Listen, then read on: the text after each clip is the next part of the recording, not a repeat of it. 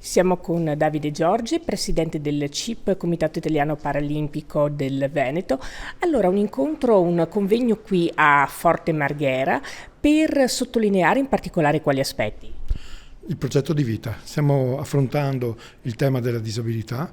Recentemente abbiamo avuto la possibilità di sentire dal presidente internazionale Andrew Parsons il fatto che in un'intervista prestata al Gazzettino abbia dato la possibilità e incitato il fatto che le Paralimpiadi possano rappresentare qui nel Veneto un momento di cambiamento culturale e su questa occasione noi l'abbiamo colta per poter presentare all'interno della riforma che attualmente il governo ha promosso con il Ministero della Disabilità, e cioè del progetto di vita, presentare tutte le opportunità che anche lo sport può rappresentare oggi, che è inserito all'interno della nostra Costituzione. Perché progetto di vita, quando parliamo di progetto di vita, parliamo della possibilità di progettare e di assicurare tutti quei diritti, la salute, la cura, l'istruzione, il lavoro e in più lo sport, che oggi entra a pieno titolo dentro i processi sociosanitari del nostro contesto. Lo vogliamo fare assieme a chi? Lo vogliamo fare assieme agli enti che abbiamo coinvolto questa mattina,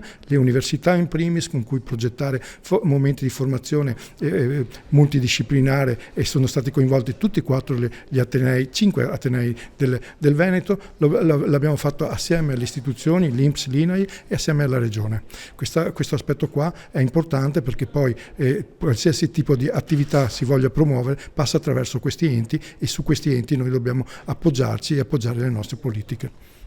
Lei parlava prima di opportunità, quali possono essere in particolare?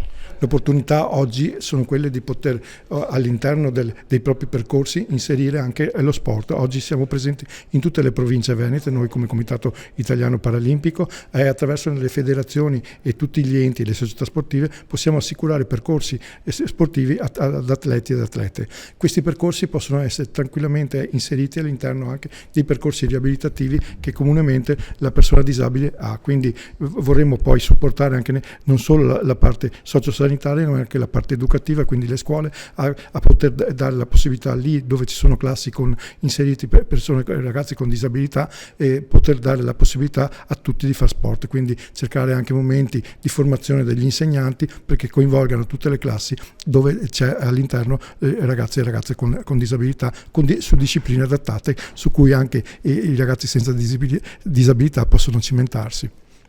In tal senso i giovani, gli studenti appunto, che ruolo possono avere?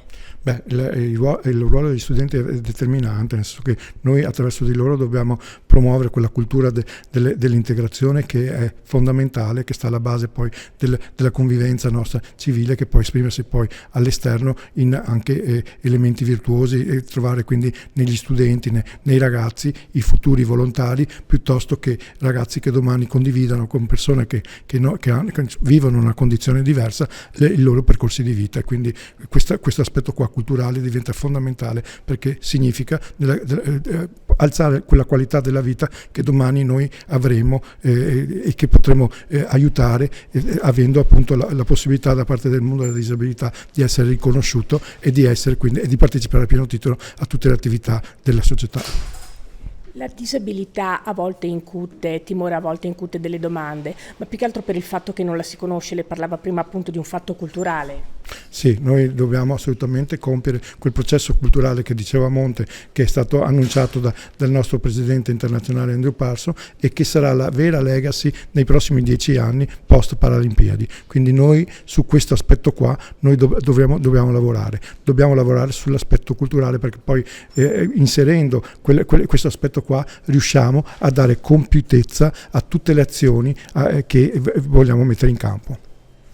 Lei prima parlava di diffusione a livello territoriale appunto del CIP. Quanto conta una diffusione appunto capillare per fare in modo che questo fatto culturale venga radicato nella società? È fondamentale ampliare la nostra offerta, ampliare la possibilità che più società sportive possano inserire nei propri programmi le attività paralimpiche. Lo dobbiamo fare assolutamente, perché se vogliamo proporci alla grande numero di persone che possono essere e rappresentare il nostro bacino d'utenza, che oggi si stima nel Veneto almeno un 30.000 persone, oggi ne coinvolgiamo solo 2.500, dobbiamo assolutamente essere presenti in maniera radicata sul territorio.